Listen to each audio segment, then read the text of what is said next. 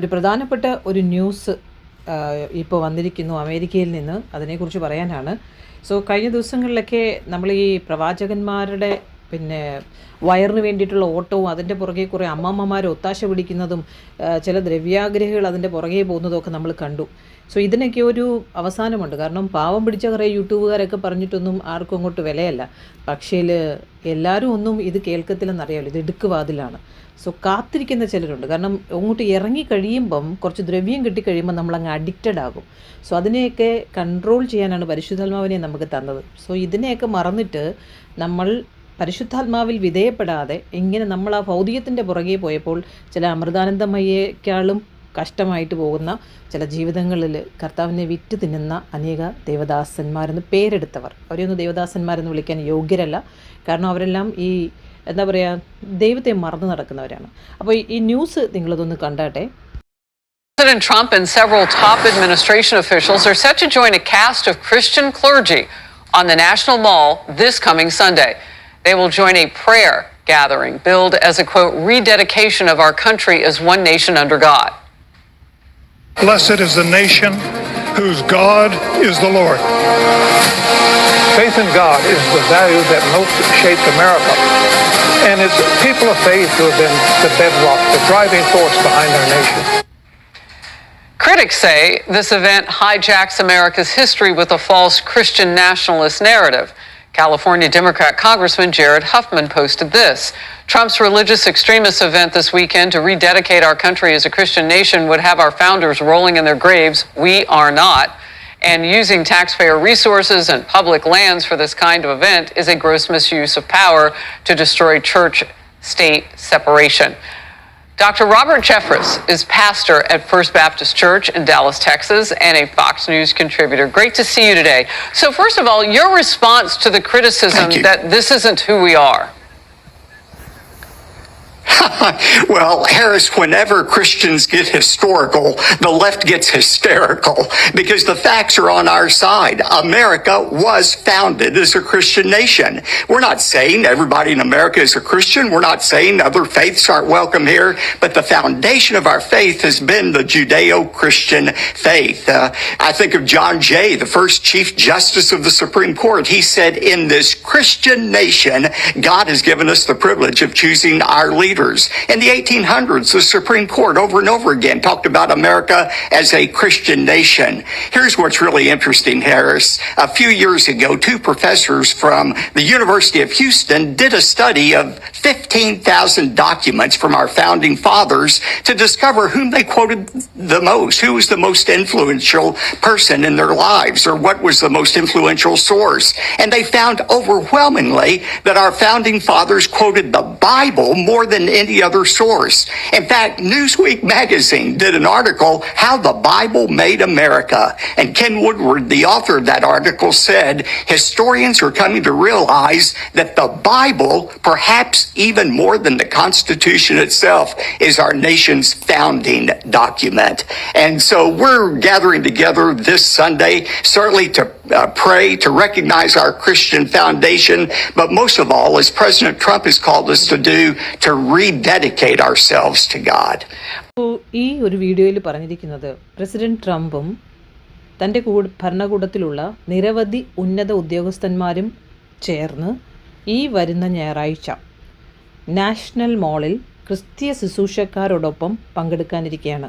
അവരുടെ അജണ്ട എന്താണെന്ന് വെച്ചാൽ, ദൈവത്തിൻ്റെ കീഴിൽ ഒറ്റ ദൈവം, ജീവനുള്ള ഒരേ ഒരു ദൈവത്തിൻ്റെ കീഴിലുള്ള ഒരു രാജ്യം എന്ന നിലയിൽ നമ്മുടെ രാജ്യത്തെ വീണ്ടും റീഡെഡിക്കേറ്റ് ചെയ്യുന്ന ഒരു പ്രാർത്ഥനാ സംഗമത്തിൻ്റെ ഒരു തുടക്കമാണ് ഈ ഞായറാഴ്ച ഈ നാഷണൽ മാളിൽ ട്രംപും ഭരണകൂടങ്ങളും കൂടത്തിലുള്ളവരോട് ചേർന്ന് ചെയ്യാൻ പോകുന്നു.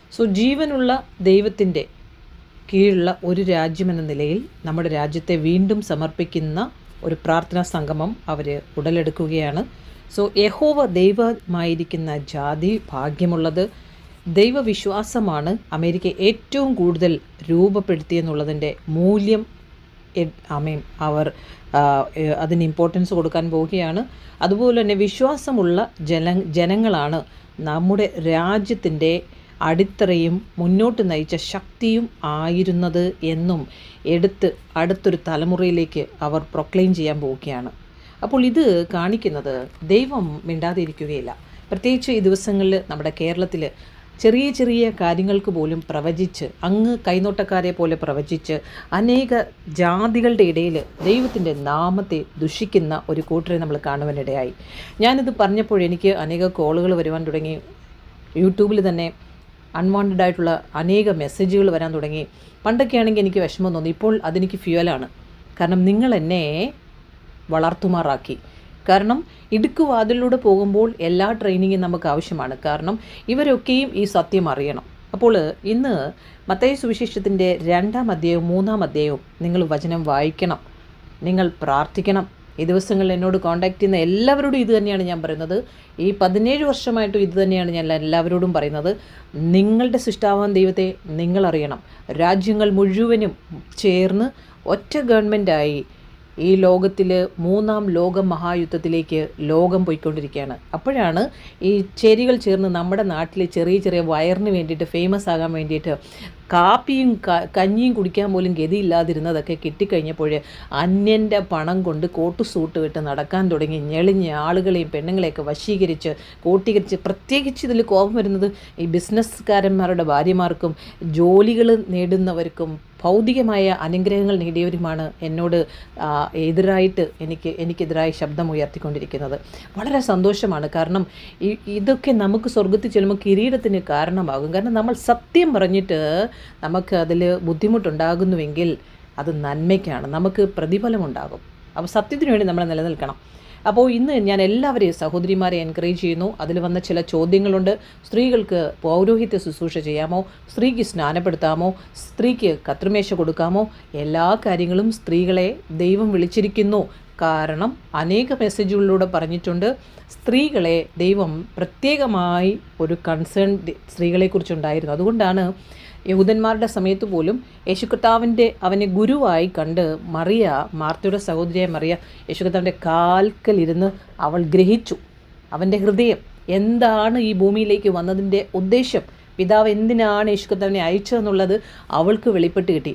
അതാണ് അവൾ കുഷ്ഠരോഗിയായ 26-ാം അധ്യായത്തിൽ നമ്മൾ ഷീമോൻ്റെ വീട്ടിലിരിക്കുമ്പോൾ ഒരു സ്ത്രീ വിലയേറിയ പരിമള തൈലം നിറഞ്ഞ ഒരു വെൺകൽ ഭരണി എടുത്തുകൊണ്ട് അവൻ്റെ അടുക്കെ വന്നു. അവൻ പന്തിയിലിരിക്കുമ്പോൾ അത് അവൻ്റെ തലയിൽ ഒഴിച്ചു. ശിഷ്യന്മാർ അത് കണ്ടിട്ട് മുഷിഞ്ഞു എന്ന്. ഈ വെറും ചെലവ് എന്തിനെന്ന്, അത് ദരിദ്രന്മാർക്ക് കൊടുത്തൂടെ? യേശു പറയാണ്, സ്ത്രീയെ അസഹ്യപ്പെടുത്തുന്നത് എന്ത്? അവളെങ്കിൽ നല്ല പ്രവൃത്തിയല്ലോ ചെയ്തത്. താഴെ പറയുന്നു, അവൾ ചെയ്തതും അവളുടെ ഓർമ്മയ്ക്കായി പ്രസ്താവിക്കുമെന്ന് ഞാൻ സത്യമായിട്ട് നിങ്ങളോട് പറയുന്നു. ഇതൊന്നും അവസാനം വരെയും പ്രസ്താവിക്കുന്നതായിട്ട് നമ്മൾ കണ്ടിട്ടില്ല. എന്നാൽ മർക്കൂസും മത്തായിയും യേശുകർത്താവിൻ്റെ തലയിൽ ഒഴിച്ചെന്നാണ് ഇവിടെ രേഖപ്പെടുത്തിയിരിക്കുന്നതെങ്കിൽ യോഹന്നാൻ്റെ സുവിശേഷം, മത്തായി സുവിശേഷം 26-ാം അധ്യായത്തിൻ്റെ 7-ാം വാക്യവും മർക്കോസ് സുവിശേഷം 14-ാം അധ്യായത്തിൻ്റെ 3 മുതൽ 9 വരെയുള്ള വാക്യങ്ങളും യോഹന്നാൻ്റെ സുവിശേഷം 12-ാം അധ്യായത്തിൻ്റെ 3 മുതലുള്ള വാക്യങ്ങളിൽ യോഹന്നാൻ എഴുതിയിരിക്കുന്നത് കാലിൽ ഒഴിച്ച് തുടച്ചു എന്നാണ്. സോ ഇവിടെ പറയുവാൻ ആഗ്രഹിക്കുന്നത്, മത്തായി സുവിശേഷം 3-ാം അധ്യായത്തിൻ്റെ 14-ാം അവസാന വാക്യത്തിൽ പറയുന്നു, യേശു അവനോട് ഇപ്പോൾ സമ്മതിക്കുക. സോ അങ്ങനൊരു സമയം വന്നിരിക്കുകയാണ്, ഇപ്പോൾ സമ്മതിക്കുക. ഇറ്റ് വാസ് നോട്ട് നെസസറി, അത് പറ്റത്തില്ലായിരുന്നു യഹൂദന്മാരുടെ കാലത്ത്. എന്നാൽ യേശു പറയാണ്, ഇപ്പോൾ സമ്മതിക്കുക. ഇതാണ് സമയം. ആണെന്നും പെണ്ണെന്നുമില്ല, എല്ലാവരെയും അവൻ പുരോഹിതന്മാരാക്കി വെച്ചിരിക്കുന്നു. അതിൽ യവനനും സ്ത്രീയോ പുരുഷനോ ഒന്നുമില്ല എന്ന് ഗലാത്യലേഖനം 3:28 പറയുന്നു. വെളിപ്പാട് പുസ്തകം 1-ാം അധ്യായത്തിൻ്റെ 6-ാം വാക്യത്തിൽ പറയുന്നു. പത്രോസിൻ്റെ ലേഖനത്തിൽ പറയുന്നു, നമ്മെ രാജകീയ പുരോഹിതമാക്കി വെച്ചു. സോ ഈ യൂനിയ എന്ന സ്ത്രീ റോമാലേഖനം 16:7 അപ്പോസ്തലി എന്നത് ഒരു സ്ത്രീയാണ്.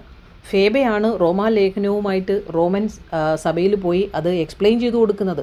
തെസ്സസിനെയും കൊണ്ട് എഴുതിച്ചിട്ട് പൗലോസ് കാരാഗൃഹത്തിലിരിക്കുകയാണ്. അവിടെ വെളിപ്പെടുന്നത് ഫേബയാണ്, ശുശ്രൂഷക്കാരത്തി എന്നാണ് അവിടെ പറഞ്ഞിരിക്കുന്നത്. അതെങ്ങനെയോ ആയിക്കോട്ടെ. ഇപ്പോൾ ഒരു ഡീക്കൻ എപ്പോഴും ഡീക്കനായിട്ടല്ല, അത് വന്നു കഴിഞ്ഞാൽ പിന്നെ അവൾ പാസ്റ്ററാണ്. So whatever it is, കേരളത്തിൽ മാത്രം നമുക്കൊരു പ്രത്യേകമായ റൂള് വരുമ്പോൾ അമേരിക്ക ദൈവം അവിടെ ഉപയോഗിച്ചുകൊണ്ടിരിക്കുകയാണ് ട്രംപിനെ. ഹല്ലേലൂയ. അദ്ദേഹത്തിന് വേണ്ടി നമ്മളെല്ലാവരും പ്രാർത്ഥിക്കണം. അപ്പോൾ ഇനി നമ്മളുടെ പ്രശ്നങ്ങൾ പറഞ്ഞിരുന്ന് കരഞ്ഞിരിക്കുവാനുള്ള സമയമല്ല, നമുക്ക് റെസ്റ്റ് എടുക്കാനുള്ള സമയമല്ല, നമുക്ക് ഉറങ്ങുവാനുള്ള സമയമല്ല.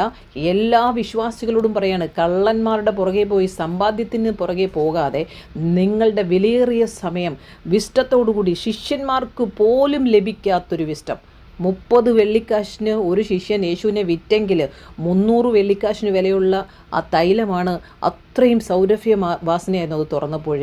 അപ്പോൾ സ്ത്രീകളെ ഈ ദിവസങ്ങളിൽ തുറക്കുന്ന സമയമാണ്. ചില കഴുതകളെ അഴിച്ചുവിടുന്ന സമയമാണ്. നിങ്ങൾ വളരെ വിഷ്ടത്തോടുകൂടി നിങ്ങൾക്ക് തന്നത് ഭൗതികമായ ഒരു നേട്ടവും നമ്മളിലേക്കും ആശ്രയിപ്പിക്കരുത് അവരെ. 2 കാര്യങ്ങളാണ് ശ്രദ്ധിക്കേണ്ടത്. 1, ഭൗതികമായി ഒന്നും പ്രതീക്ഷിക്കരുത്. 2, നമ്മളിലേക്ക് അവരെ ആകർഷിപ്പിക്കരുത്. അവരെ ക്രിസ്തുവിലേക്ക് ആകർഷിപ്പിക്കണം. അവരെ ദൈവത്തോട് പ്രാർത്ഥിക്കാൻ അവരെ എൻകറേജ് ചെയ്യണം. വചനം വായിക്കാൻ അവരെ എൻകറേജ് ചെയ്യണം. അവർ ശിശുവായി തുടങ്ങട്ടെ. അവരെ പരിശുദ്ധാത്മാവ് യേശുവിൻ്റെ ജനനത്തെക്കുറിച്ച് ഒരു ഉത്തമ ഉദാഹരണം പറയാൻ ആഗ്രഹിക്കുന്നു. 2-ാം അധ്യായത്തിൽ അതിൻ്റെ 2-ാം വാക്യത്തിൽ പറയുന്നു, യഹൂദന്മാരുടെ രാജാവുമായി പിറന്നവൻ എവിടെ? ഇന്ന് ട്രംപ് അതാണ് ഡിക്ലെയർ ചെയ്യാൻ പോകുന്നത്. നിങ്ങൾ ആ ന്യൂസും ഫുള്ള് കേൾക്കണം. സോ യഹൂദന്മാരുടെ രാജാവായി പിറന്നവൻ എവിടെ? അവിടെ 4-ാം വാക്യത്തിൽ പറയുന്നു, ജനത്തിൻ്റെ മഹാപുരോഹിതന്മാരെയും ശാസ്ത്രിമാരെയും കൂട്ടി എല്ലാവരെയും വരുത്തി. ക്രിസ്തു എവിടെയാകുന്നു ജനിച്ചതെന്ന് അവരോട് ഹേരോദാവ് ചോദിക്കുകയാണ്. അപ്പോൾ ജനത്തിൻ്റെ മഹാപുരോഹിതന്മാരും ശാസ്ത്രിമാരുമാണ് ഈ ഭൂമിയിലുള്ളത്. എന്നാൽ യഹൂദന്മാരുടെ രാജാവായവൻ യേശു കർത്താവ് എവിടെയെന്നാണ് ചോദിക്കുന്നത്. നമുക്കറിയാം. പിന്നെ യേശു കർത്താവിൻ്റെ ഒരു ഉടനീളമായൊരു യാത്രയാണ് നമ്മൾ കാണുന്നത്. 17-ാം വാക്യം വളരെ നമ്മളെ ഫോക്കസ് ചെയ്യിപ്പിക്കുന്നതാണ്. റാമായിൽ ഒരു ശബ്ദം കേട്ടു, കരച്ചിലും വലിയ നിലവിളിയും തന്നെ. റാഹേൽ മക്കളെ ചൊല്ലി കരഞ്ഞു, അവർ ഇല്ലായികയാൽ ആശ്വാസം. ഇത് യിരെമ്യാ പ്രവാചകൻ പറഞ്ഞ അരുളിപ്പാടിൻ്റെ നിവർത്തിയാണ്. സോ പിന്നീട് സ്വപ്നത്തിൽ യോസഫിന് പ്രത്യക്ഷപ്പെടുന്നുണ്ട് ദൂതൻ. അവനെ ഗൈഡ് ചെയ്യുന്നുണ്ട് എങ്ങോട്ട് പോകണമെന്നൊക്കെ. കാരണം യേശു കർത്താവ് നസ്രത്തിൽ നിന്നുമാണ് വരുന്നത്. അതുകൊണ്ട് നസ്രത്തിൻ്റെ ഗ്രാമത്തിൽ പോയി താമസിക്കാൻ പറഞ്ഞു. പിന്നീട് ഓടി മിസ്രൈമിൽ പോയി അവിടുന്ന് പിന്നെ നസ്രത്തിലേക്ക് പോകുന്നു. അതുതന്നെയാണ് യോഹന്നാൻ്റെ സുവിശേഷം 1-ാം അധ്യായത്തിൻ്റെ 46-ലും നദനിൽ ചോദിക്കുന്നത്, നസ്രത്തിൽ നിന്നും വല്ല നന്മയും വരുമോ എന്ന്. അവിടെയാണ് നമ്മളുടെ ആവശ്യമായിരിക്കുന്നത്. അവിടെയാണ് യോഹന്നാൻ സ്നാപകനെ ദൈവം ഉപയോഗിച്ചത്. കാരണം അവൻ മരുഭൂമിയിലാണ് പ്രസംഗിച്ചത്. സ്വർഗരാജ്യം സമീപിച്ചിരിക്കുന്നു, മാനസാന്തരപ്പെടുവിനെന്ന് പറഞ്ഞു. ഇത് തന്നെയാണ് നമുക്കും പറയാനുള്ളത്. എന്ന് സ്വർഗരാജ്യം സമീപിച്ചു, അത് നമ്മുടെ ഹൃദയങ്ങളിൽ വസിക്കുവാൻ ആഗ്രഹിക്കുന്നു. നിത്യത നമ്മുടെ ഹൃദയത്തിൽ തന്നിരിക്കുന്നു. സോ മരുഭൂമിയിൽ നമ്മൾ വിളിച്ചു പറയണം. കാരണം ഈ ലോകം മുഴുവനും മരുഭൂമിയായി ഡ്രൈ ആയിട്ടിരിക്കുകയാണ്.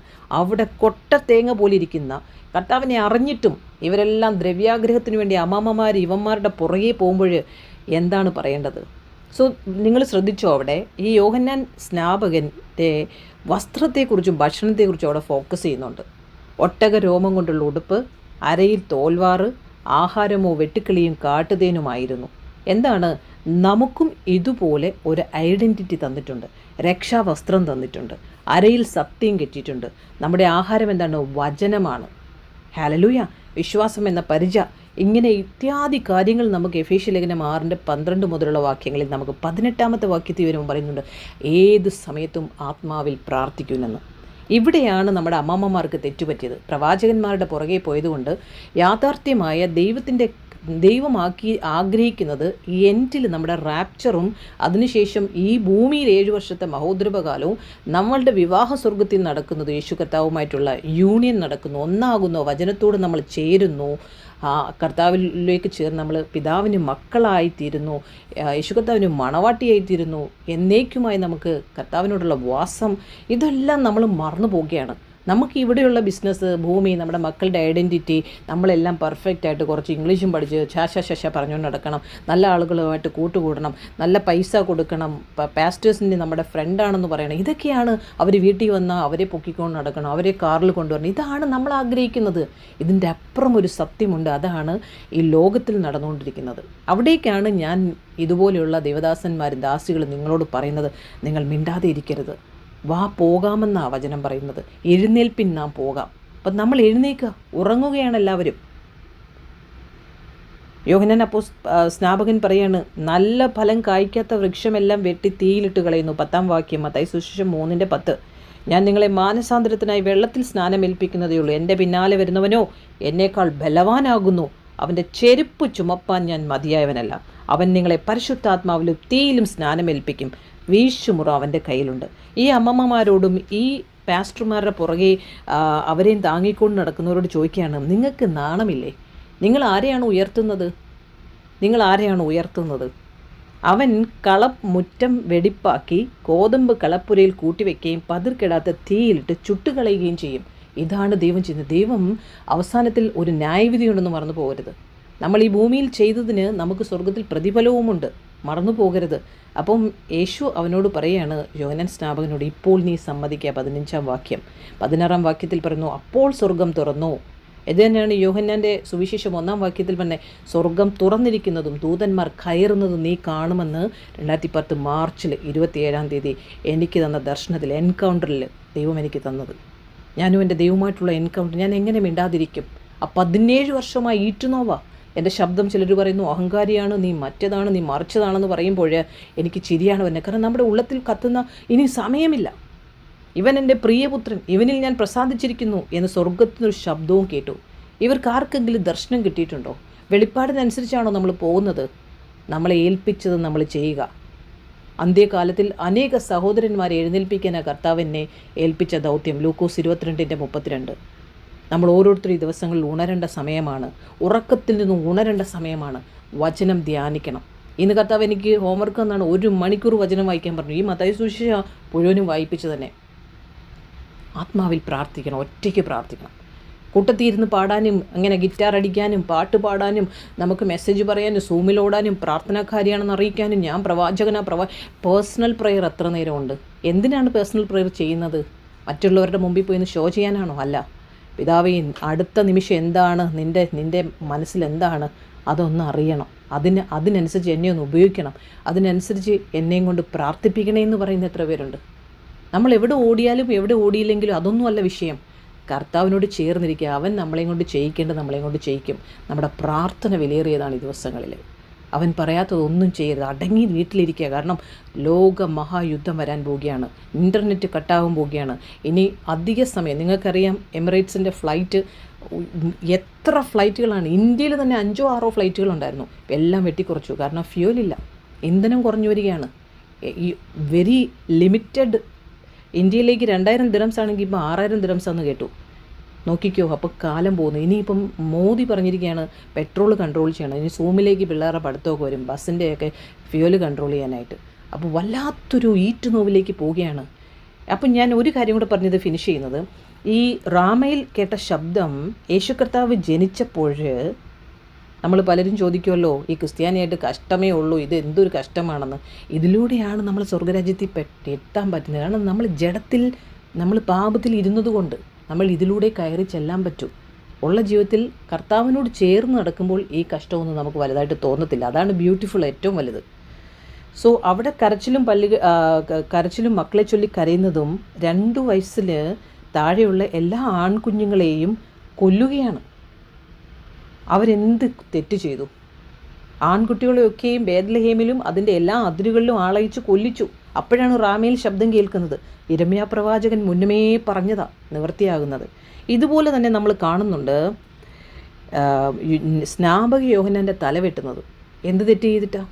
യേശു അത് അറിയുമ്പോൾ യേശു അങ്ങോട്ട് പോയി ന്യായീകരിക്കാനല്ല പോയത്. നമ്മുടെ സ്ത്രീകളെല്ലാം ന്യായീകരണത്തിന് പോവാണ് കള്ളന്മാരുടെ പുറകിൽ. യേശു അവിടെ ന്യായീകരണത്തിനല്ല പോയത്. താൻ അടുത്ത വേലയ്ക്കായി മുന്നോട്ട് പോവുകയാണ് യേശു കർത്താവ്. നമ്മളെ ഇത് തന്നെയാണ് കർത്താവ് പഠിപ്പിക്കുന്നത്. നമ്മൾ അതുപോലെ തന്നെ ഈ മറിയ 6 മാസമുള്ളപ്പോൾ എലിസബത്തിൻ്റെ അടുത്ത് ചെന്നുണ്ട്. അവിടെ പ്രസവം വരെ നിന്നോളൂ. പ്രസവിക്കാൻ സമയമായപ്പോൾ മറിയ അവിടുന്ന് പോയി. നിന്നെ ചുമ്മാതെ അവിടെയും ഇവിടെയും കുഴഞ്ഞു നടക്കാനല്ല ദൈവം വിളിച്ചത്. ആവശ്യമുള്ളിടത്ത് അവൈലബിൾ ആകുക, എല്ലായിടത്തുനിന്നും മാറി നടക്കുക. അതിന് ദൈവത്തിൻ്റെ വിസ്റ്റം നമുക്ക് ആവശ്യമാണ്.